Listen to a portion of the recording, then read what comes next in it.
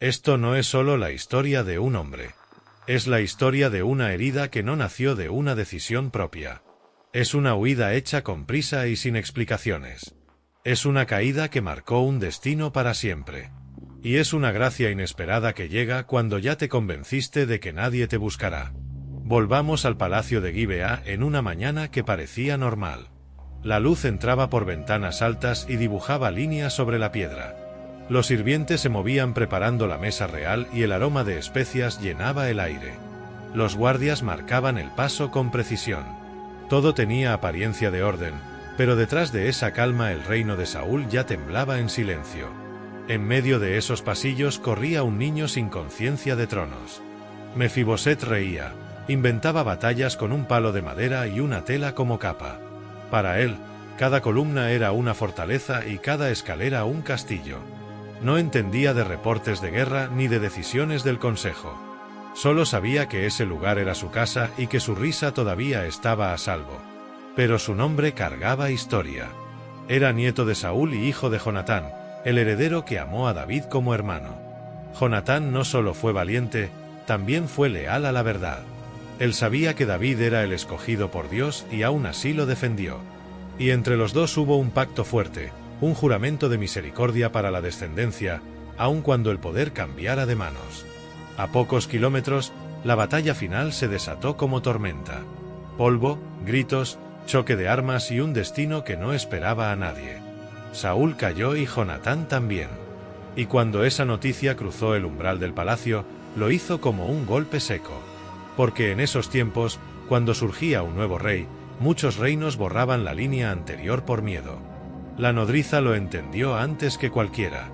Sin despedidas, sin explicaciones, lo cargó y salió corriendo. Atravesó corredores, bajó escaleras, empujó puertas y buscó una salida. Mefiboset no entendía y apenas alcanzó a aferrarse a su cuello. El caos crecía detrás, como un rugido que se acercaba. Y entonces ocurrió lo impensable. En el patio ella tropezó y el niño cayó contra la piedra. El grito cortó el aire y el mundo se volvió pequeño. Tenía 5 años y sus piernas dejaron de responder. No fue solo una caída física, fue el inicio de una vida escondida. El príncipe dejó de correr y empezó a ser cargado. La risa se apagó y el miedo tomó el lugar del juego.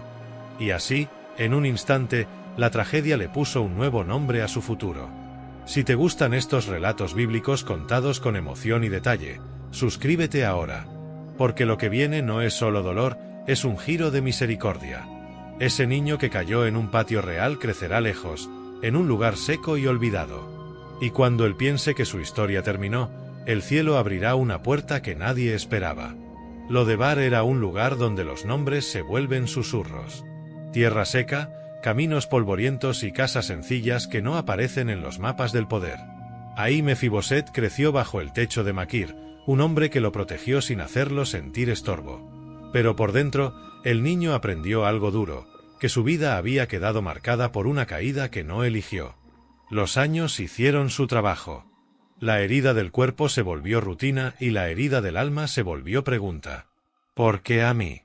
¿Por qué mi historia se quebró antes de empezar? En Lodebar no había médicos. No había promesas, no había futuro brillante. Había supervivencia y silencio, y ese silencio a veces pesa más que el hambre. Mefiboset también aprendió a tener miedo de ser recordado. En su mente, ser encontrado significaba ser eliminado. Porque así funcionaban muchos reinos. Cuando el trono cambiaba, la línea anterior se volvía amenaza. Él no se veía como príncipe, se veía como carga. Tenía nombre de realeza, pero corazón de fugitivo. Y en ese escondite, la vergüenza se convirtió en compañera diaria. Mientras tanto, en Jerusalén, David ya reinaba con firmeza. Las guerras habían cedido y el reino respiraba con más estabilidad. Pero una noche, en el silencio del palacio, algo despertó en el corazón del rey. No fue nostalgia simple, fue memoria. David recordó a Jonatán, su lealtad, su abrazo y el pacto que habían sellado cuando todo era peligro. A la mañana siguiente, David reunió a sus siervos y lanzó una pregunta que sorprendió a todos. ¿Queda alguien de la casa de Saúl a quien yo pueda mostrar bondad por amor a Jonatán? El salón quedó quieto y el aire se tensó, porque para muchos, esa búsqueda sonaba a riesgo. Pero el rey no estaba buscando eliminar, estaba buscando cumplir una promesa. Entonces trajeron a Ziba, un servidor que conocía el pasado. David repitió la pregunta y Ziba respondió con cautela. Aún queda uno, un hijo de Jonatán, lisiado de los pies. Vive en Lodebar. Esa palabra, Lodebar, sonó como olvido para el reino. Pero para David se volvió dirección, como si la misericordia tuviera un mapa propio. David no pidió pruebas ni condiciones. No preguntó si era útil, fuerte o conveniente. Solo ordenó que lo trajeran. En ese instante, una promesa guardada por años se encendió otra vez. Y mientras Mefiboset seguía creyendo que su destino era desaparecer, una comitiva real ya iba en camino. La gracia, cuando decide moverse, no espera a que tú te sientas listo. La comitiva llegó a Lodebar como algo imposible de ignorar. Polvo levantándose, caballos, guardias, una presencia que no pertenecía a ese lugar seco. La gente se asomó con temor, porque ahí no llegaban visitas del rey. Golpearon la puerta de Maquir y pronunciaron un nombre que llevaba años escondido. Mefiboset, hijo de Jonatán, el rey David te manda llamar. Para Mefiboset, esas palabras sonaron a sentencia. El miedo antiguo volvió completo, como si el tiempo no hubiera pasado. Pensó que lo habían encontrado para borrarlo, como se borra una sombra. Su nodriza ya no estaba, pero el recuerdo de la huida seguía vivo. Y el sonido de la caída todavía le hablaba, como si le dijera que no hay segundas oportunidades para gente como él. Maquir lo miró con calma y le sostuvo la mirada. Le recordó que un llamado del rey no siempre es condena. Pero Mefiboset no podía traducirlo así. Aún así, no tenía a dónde correr. Aceptó, lo subieron con cuidado, ajustaron su manto y el pueblo vio como el hombre del escondite dejaba el escondite. Lodebar lo soltaba, aunque él no lo supiera, hacia un destino distinto. El camino hacia Jerusalén se sintió largo y pesado. Mefiboset viajaba con la mirada baja, escuchando cascos y órdenes cortas. Cada sonido parecía confirmar su sospecha. La mente repetía historias de dinastías borradas y herederos eliminados por miedo. El corazón herido hace eso, convierte el pasado en profecía y te convence de que lo peor es lo más lógico. Cuando aparecieron las murallas, la respiración se le volvió densa. Jerusalén se veía grande, viva, llena de movimiento. Portones abriéndose, guardias alineados, miradas siguiendo la comitiva. Para cualquiera eso sería honor, para él era pánico. Lo guiaron por corredores con tapices y columnas, y el olor a pan le devolvió la memoria del niño que fue. Y esa memoria dolió más que el polvo del camino. Entró al gran salón y el murmullo se apagó. David estaba en el trono, rodeado de consejeros y hombres de guerra. Mefiboset avanzó como pudo, sintiendo que cada paso lo llevaba a un final anunciado. Cuando llegó al centro, cayó rostro en tierra sin levantar la vista. Su voz salió pequeña, como si ya se disculpara por existir. Se vio a sí mismo como un perro, como alguien sin valor. El silencio duró lo suficiente para que el miedo se sintiera invencible. Y entonces escuchó pasos acercándose. No sabía si venían para condenarlo o para levantarlo. Su corazón latía como si fuera a romperse. Porque cuando has vivido escondido, la cercanía del poder siempre parece amenaza. Pero esta vez, la historia estaba a punto de cambiar de idioma. David pronunció su nombre con firmeza. Mefiboset. No fue un grito de acusación, fue un llamado. Y antes de que el miedo pudiera responder, el rey soltó una frase que lo desarmó por completo. No temas.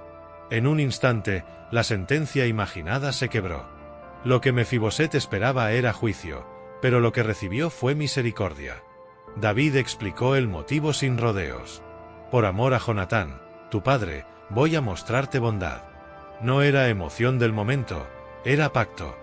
Y entonces anunció restitución, te devolveré todas las tierras que pertenecían a Saúl, tu abuelo. Esa frase no era solo propiedad, era identidad de vuelta. Era decirle al exiliado, tu historia no quedó enterrada en Lodebar. Pero el rey fue más lejos y tocó lo más profundo. Comerás pan a mi mesa todos los días. Esa mesa no era un detalle protocolario, era pertenencia, era seguridad, era un lugar fijo que no se negocia. Era decirle al reino entero: este hombre no es amenaza, es familia. Mefiboset no sabía cómo sostener esa misericordia con sus manos temblorosas. David llamó a Ziba y lo puso al frente de una tarea concreta. Tú, tus hijos y tus siervos trabajarán la tierra para Mefiboset. Lo que estaba perdido tendrá administración y fruto. La gracia se volvió práctica, no se quedó en palabras bonitas. Se volvió pan, cosecha, protección, techo. Y eso es importante, porque hay restauraciones que solo se sienten reales cuando tocan lo cotidiano. Luego vino lo más silencioso y poderoso. En la mesa del rey, los pies de Mefiboset quedaban ocultos. Su caída dejaba de ser lo primero visible. La vergüenza, que llevaba años gritándole, empezaba a quedarse sin voz. No porque la herida desapareciera, sino porque ya no tenía autoridad para definirlo. En la presencia del rey, su nombre volvía a ser más grande que su limitación. Esa primera comida fue extraña para él. Comía despacio, como quien espera que todo se desvanezca. Pero la mesa seguía ahí, día tras día. Y con cada día, el corazón aprendía algo que la caída le había robado. Pertenecer sin miedo. Ser visto sin ser usado. Ser llamado sin ser humillado. A veces la gracia no te cambia de golpe, te reeduca con constancia. La historia no se detuvo con la mesa, porque el reino también vivió crisis. Llegó un tiempo de tensión, de rumores y de movimiento apresurado. David tuvo que salir de Jerusalén y el miedo quiso regresar al corazón de Mefiboset. Cuando el trono se sacude, la gente vieja vuelve a sospechar. Y en ese caos, Ziba apareció con provisiones y con palabras calculadas. Ziba dijo que Mefiboset se había quedado esperando recuperar el reino de Saúl. Era una acusación perfecta, porque sonaba lógica para quien no conocía la herida. David, presionado por la urgencia, tomó una decisión rápida y dejó a Ziba con lo que administraba. Y así, por un momento, Mefiboset fue señalado sin poder defenderse. A veces la injusticia llega, no por maldad directa, sino por decisiones tomadas en prisa. Mefiboset no estaba celebrando. Estaba triste y fiel en silencio. No se arregló, no preparó fiestas, no se acomodó al cambio. Vivió como quien guarda luto. Porque para él, el rey no era solo autoridad, era la promesa que lo sacó del olvido. Cuando David regresó y la ciudad respiró de nuevo, Mefiboset salió a su encuentro con el rostro de alguien que no estuvo bien en ausencia del rey. Entonces habló y explicó lo ocurrido. Dijo que Ziba lo engañó y que él quiso ir con David, pero no podía prepararse solo. Sus pies seguían siendo limitación y alguien se aprovechó de eso. David escuchó y decidió repartir la herencia. Una parte para Ziba y otra para Mefiboset. No era la justicia ideal, pero era un cierre, y el rey reconocía que había habido manipulación. La respuesta de Mefiboset fue lo que reveló su transformación. Que se quede con todo, con que mi señor el rey haya vuelto en paz, me basta. Esa frase no nace de ambición, nace de pertenencia. El hombre que antes solo quería sobrevivir ahora valoraba la presencia por encima de la posesión.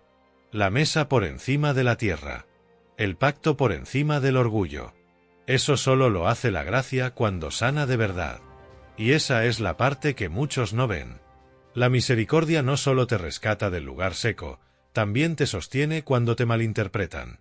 Te enseña a elegir lo eterno sobre lo inmediato. Te enseña a descansar en el carácter del rey.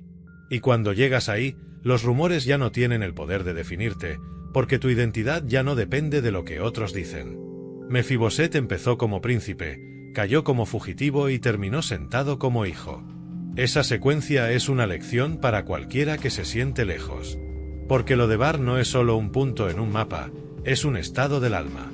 Es cuando te escondes, cuando te convences de que ya no importas, cuando crees que tu caída te dejó sin futuro. Y aún ahí, la gracia puede encontrarte. David lo buscó por un pacto, no por utilidad. Eso cambia todo.